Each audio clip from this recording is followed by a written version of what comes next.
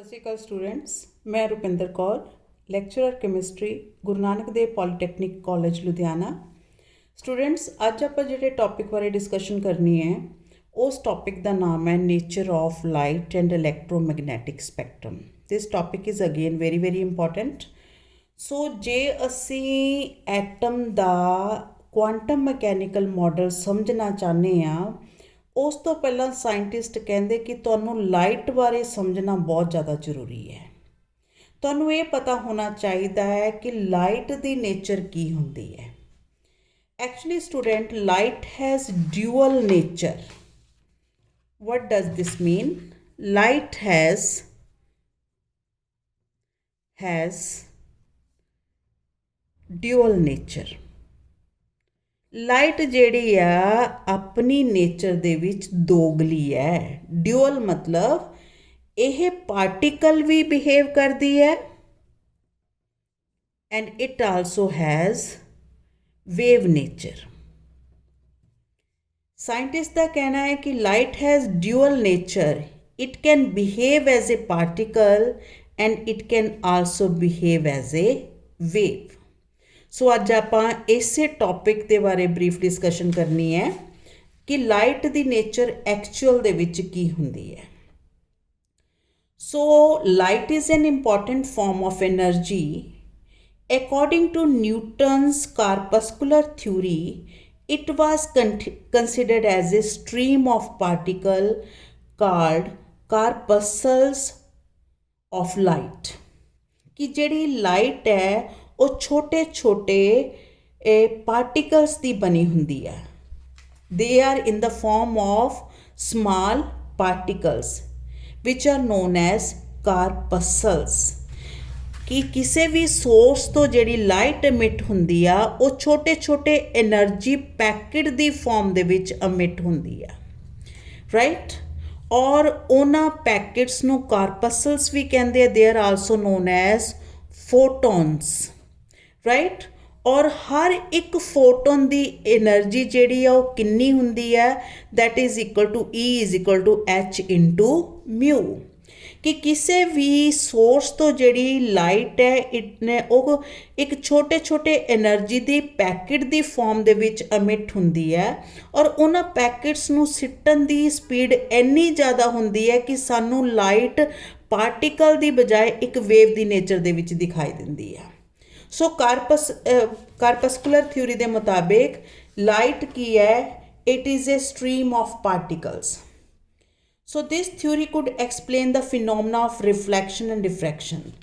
ਇਸ ਥਿਊਰੀ ਦੇ ਬੇਸ ਤੇ ਅਸੀਂ ਲਾਈਟ ਕਿਸੇ ਵੀ ਸਰਫੇਸ ਦੇ ਨਾਲ ਜਦੋਂ ਟਕਰਾਉਂਦੀ ਹੈ ਰਿਫਲੈਕਟ ਹੋ ਕੇ ਵਾਪਸ ਜਾਂਦੀ ਹੈ। ਔਰ ਕਿਸੇ ਵੀ ਸਰਫੇਸ ਦੇ ਨਾਲ ਟਕਰਾ ਕੇ ਰਿਫਲੈਕਟ ਹਮੇਸ਼ਾ ਉਹੀਓ ਚੀਜ਼ ਜਾ ਸਕਦੀ ਹੈ ਜਿਹਦਾ ਆਪਣਾ ਕੋਈ ਵਜ਼ਨ ਹੋਵੇ, ਕੋਈ ਭਾਰ ਹੋਊਗਾ।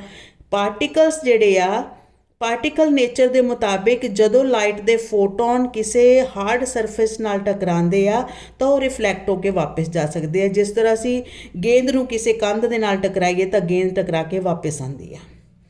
ਔਰ ਰਿਫਰੈਕਸ਼ਨ ਕੀ ਹੈ? This is the reflection.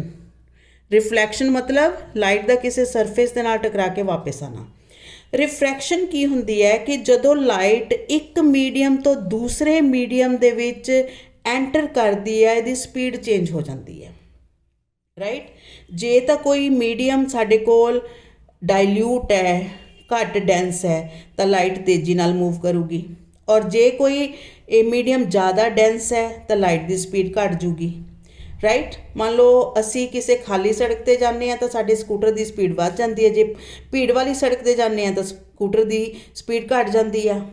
ਔਰ ਸਪੀਡ ਘੱਟਦੀ ਵੱਧਦੀ ਮੀਡੀਅਮ ਦੇ ਮੁਤਾਬਿਕ ਉਸੇ ਚੀਜ਼ ਦੀ ਹੋਊ ਜਿਹਦਾ ਕੋਈ ਆਕਾਰ ਹੋਊਗਾ, ਕਿਉਂਕਿ ਜਿਹੜੀ ਚੀਜ਼ ਦਾ ਕੋਈ ਆਕਾਰ ਹੈ ਉਹਨੇ ਜਗ੍ਹਾ ਤਾਂ ਲੈਣੀ ਹੈ ਨਾ ਆਪਣੀ। ਜੇ ਖਾਲੀ ਚੀਜ਼ ਮਿਲ ਗਈ ਤਾਂ ਸਪੀਡ ਤੇਜ਼ ਹੋਊਗੀ, ਜੇ ਭਰੀ ਹੋਈ ਚੀਜ਼ ਮਿਲ ਗਈ ਤਾਂ ਸਪੀਡ ਉਹਦੀ ਘੱਟ ਹੋਊਗੀ। ਤਾਂ ਸੋ ਲਾਈਟ ਦੀ ਜਦੋਂ ਅਲੱਗ-ਅਲੱਗ ਮੀਡੀਅਮ ਦੇ ਵਿੱਚ ਸਪੀਡ ਚੇਂਜ ਹੁੰਦੀ ਆ, ਦਿਸ ਫਿਨੋਮਨਾ ਇਜ਼ ਨੋਨ ਐਜ਼ ਰਿਫਰੈਕਸ਼ਨ। ਤਾਂ ਰਿਫਲੈਕਸ਼ਨ ਅਤੇ ਰਿਫਰੈਕਸ਼ਨ ਦੋ ਐਸੇ ਫਿਨੋਮਨਾ ਹੈ ਜਿਹਨੂੰ ਅਸੀਂ ਲਾਈਟ ਦੀ ਪਾਰਟੀਕਲ ਨੇਚਰ ਲੈ ਕੇ ਐਕਸਪਲੇਨ ਕਰ ਸਕਦੇ ਹਾਂ। ਲੇਕਿਨ ਸਾਡੇ ਕੋਲ ਇੱਕ ਹੋਰ ਫਿਨੋਮਨਾ ਹੈ ਜਿਹਨੂੰ ਅਸੀਂ ਡਿਫਰੈਕਸ਼ਨ ਕਹਿੰਦੇ ਹਾਂ। ਡਿਫਰੈਕਸ਼ਨ ਮਤਲਬ ਕਿਸੇ ਇਹ ਐਜ ਤੋਂ ਲਾਈਟ ਜਦੋਂ ਬੈਂਡ ਹੋ ਜਾਵੇ, ਕਿਸੇ ਐਜ ਤੋਂ ਲਾਈਟ ਬੈਂਡ ਹੋ ਜਾਵੇ, ਦੈਟ ਫਿਨੋਮਨਾ ਇਜ਼ ਨੋਨ ਐਜ਼ ਰਿਫਰੈਕਸ਼ਨ। ਹੁਣ ਰਿਫਰੈਕਸ਼ਨ ਨੂੰ ਸਮਝਾਉਣ ਵਾਸਤੇ ਤੁਸੀਂ ਆਪਣੇ ਬਚਪਨ ਦੇ ਵਿੱਚ ਇੱਕ ਫੋਟੋ ਦੇਖੀ ਹੋਊਗੀ, ਜਿਹਦੇ ਵਿੱਚ ਜੇ ਕਿਸੇ ਹੋਰ ਐਂਗਲ ਤੋਂ ਦੇਖੋ ਤਾਂ ਕੋਈ ਹੋਰ ਫੋਟੋ ਦਿਸਦੀ ਹੈ, ਜੇ ਦੂਜੇ ਐਂਗਲ ਤੋਂ ਦੇਖੋ ਤਾਂ ਫੋਟੋ ਕੋਈ ਹੋਰ ਦਿਸਦੀ ਆ, ਰਾਈਟ। ਇੱਕ ਐਜ ਤੋਂ ਹੋਰ ਫੋਟੋ, ਦੂਸਰੇ ਐਜ ਤੋਂ ਹੋਰ ਫੋਟੋ। ਸੋ ਇਸ ਲਾਈਟ ਦੀ ਇੱਕ ਪਰਟੀਕੂਲਰ ਨੇਚਰ ਕਰਕੇ ਇਹ ਚੀਜ਼ ਹੁੰਦੀ ਹੈ, ਜਿਸ ਲਾਈਟ ਦੀ ਨੇਚਰ ਨੂੰ ਅਸੀਂ ਕਹਿੰਦੇ ਹਾਂ, ਜਿਸ ਫਿਨੋਮਨਾ ਨੂੰ ਅਸੀਂ ਕਹਿੰਦੇ ਹਾਂ ਡਿਫਰੈਕਸ਼ਨ, ਰਾਈਟ, ਕਿ ਕਿਸੇ ਐਜ ਤੋਂ ਲਾਈਟ ਦਾ ਬੈਂਡ ਹੋਣਾ, that is known as diffraction, right. ਦੂਸਰੀ ਨੇਚਰ ਸਾਡੇ ਕੋਲ ਇੰਟਰਫੇਰੈਂਸ। ਉਹ ਡਿਫਰੈਕਸ਼ਨ ਜਿਵੇਂ ਤੁਸੀਂ ਦੇਖਿਆ ਹੋ ਨਾ, ਜਦੋਂ ਤੁਸੀਂ ਉਹ ਫਰੇਮ ਦੇਖਦੇ ਹੋ ਉਹਦੀ ਸਰਫੇਸ 'ਤੇ ਤੁਹਾਨੂੰ ਇੱਦਾਂ ਦੀਆਂ ਚੀਜ਼ਾਂ ਦਿਖਾਈ ਦੇਣਗੀਆਂ। ਜੇ ਤੁਸੀਂ ਇੱਧਰੋਂ ਦੇਖ ਰਹੇ ਹੋ, ਇਸ ਐਂਗਲ ਤੋਂ ਦੇਖ ਰਹੇ ਹੋ ਤਾਂ ਤੁਹਾਨੂੰ ਪਿਕਚਰ ਕੋਈ ਹੋਰ ਦਿਖਾਈ ਦਿੰਦੀ ਆ, ਔਰ ਜੇ ਤੁਸੀਂ ਇਸ ਐਂਗਲ ਤੋਂ ਦੇਖਦੇ ਹੋ ਤਾਂ ਪਿਕਚਰ ਤੁਹਾਨੂੰ ਕੋਈ ਹੋਰ ਦਿਖਾਈ ਦਿੰਦੀ ਆ। That happens due to the phenomena of diffraction. ਔਰ ਅਗਲਾ ਦੂਸਰਾ ਫਿਨੋਮਨਾ ਆਉਂਦਾ ਇੰਟਰਫੇਰੈਂਸ। ਰਾਜੇ ਲਾਈਟ ਜੇ ਸਾਡੇ ਕੋਲ ਇੰਟਰਫੇਰੈਂਸ ਦੋ ਤਰ੍ਹਾਂ ਦੀ ਹੁੰਦੀ ਆ, ਪੋਜ਼ੀਟਿਵ ਇੰਟਰਫੇਰੈਂਸ ਅਤੇ ਨੈਗੇਟਿਵ ਇੰਟਰਫੇਰੈਂਸ। ਮੰਨ ਲਓ ਜੇ ਕਿਸੇ ਵੇਵ ਦਾ ਕਰੈਸਟ ਜਾਂ ਦੂਸਰੀ ਵੇਵ ਦੇ ਕਰੈਸਟ ਦੇ ਡਾਇਰੈਕਟਲੀ ਫਾਲ ਕਰੇ ਤਾਂ ਉਸ ਵੇਵ ਦਾ ਐਂਪਲੀਟਿਊਡ ਵੱਧ ਜਾਂਦਾ। ਜੇ ਉਹਦਾ ਟਰਫ ਵੀ ਦੂਸਰੀ ਵੇਵ ਦੇ ਟਰਫ 'ਤੇ ਡਾਇਰੈਕਟਲੀ ਫਾਲ ਕਰੇ ਤਾਂ ਉਹਦਾ ਐਂਪਲੀਟਿਊਡ ਹੁੰਦਾ, ਇਸ ਦੂਰੀ ਨੂੰ ਅਸੀਂ ਕਹਿੰਦੇ ਹਾਂ, ਰਾਈਟ। ਸੋ ਉਹਦਾ ਐਂਪਲੀਟਿਊਡ ਵੱਧ ਜਾਂਦਾ ਹੈ, ਤਾਂ ਇੱਦਾਂ ਦੀ ਇੰਟਰਫੇਰੈਂਸ ਨੂੰ ਕਹਿੰਦੇ ਹਾਂ ਅਸੀਂ ਪੋਜ਼ੀਟਿਵ ਇੰਟਰਫੇਰੈਂਸ। ਜੇ ਤੁਸੀਂ ਐਗਜ਼ਾਮਪਲ ਲੈਣੀ ਹੋਵੇ, ਰੈੱਡ ਲਾਈਟ ਅਤੇ ਯੈਲੋ ਲਾਈਟ ਨੂੰ ਮਰਜ ਕਰ ਦਿਓ, ਸਾਡੇ ਕੋਲ ਲਾਈਟ ਕਿਹੜੀ ਬਣੂਗੀ? ਔਰੇਂਜ। ਤਾਂ ਔਰੇਂਜ ਲਾਈਟ ਦੀ ਫ੍ਰੀਕੁਐਂਸੀ ਰੈੱਡ ਅਤੇ ਯੈਲੋ ਲਾਈਟ ਦੋਨਾਂ ਨਾਲੋਂ ਵੱਧ ਹੁੰਦੀ ਆ, ਠੀਕ ਹੈ। ਯੈਲੋ ਲਾਈਟ ਰੈੱਡ ਲਾਈਟ ਨਾਲ ਮਰਜ ਕਰਕੇ ਉਹਦੀ ਫ੍ਰੀਕੁਐਂਸੀ ਨੂੰ ਵਧਾ ਦਿੰਦੀ ਹੈ ਔਰ ਲਾਈਟ ਬਰਾਈਟ ਹੋ ਜਾਂਦੀ ਆ। ਇਸ ਤਰ੍ਹਾਂ ਦੀ ਇੰਟਰਫੇਰੈਂਸ ਨੂੰ ਅਸੀਂ ਕਹਿੰਦੇ ਹਾਂ ਪੋਜ਼ੀਟਿਵ ਇੰਟਰਫੇਰੈਂਸ, ਰਾਈਟ। ਮੰਨ ਲਓ ਮੈਂ ਰੈੱਡ ਲਾਈਟ ਦੇ ਵਿੱਚ ਗ੍ਰੀਨ ਲਾਈਟ ਮਰਜ ਕਰਤੀ, ਗ੍ਰੀਨ ਲਾਈਟ, ਤਾਂ ਤੁਸੀਂ ਦੇਖੋਗੇ ਕਿ ਰਿਜ਼ਲਟੈਂਟ ਲਾਈਟ ਜਿਹੜੀ ਆ ਉਹ ਡਿਮ ਹੋ ਜੂਗੀ, ਘੱਟ ਜੂਗੀ, ਠੀਕ ਹੈ, ਠੀਕ। ਤਾਂ ਜਿਸ ਤਰ੍ਹਾਂ ਇੱਕ ਲਾਈਟ ਇੱਕ ਵੇਵ ਦੇ ਕਰੈਸਟ ਅਤੇ ਦੂਸਰੀ ਵੇਵ ਦਾ ਟਰਫ, ਇੱਕ ਵੇਵ ਦਾ ਟਰਫ ਦੂਸਰੀ ਵੇਵ ਦਾ ਕਰੈਸਟ, ਠੀਕ ਹੈ।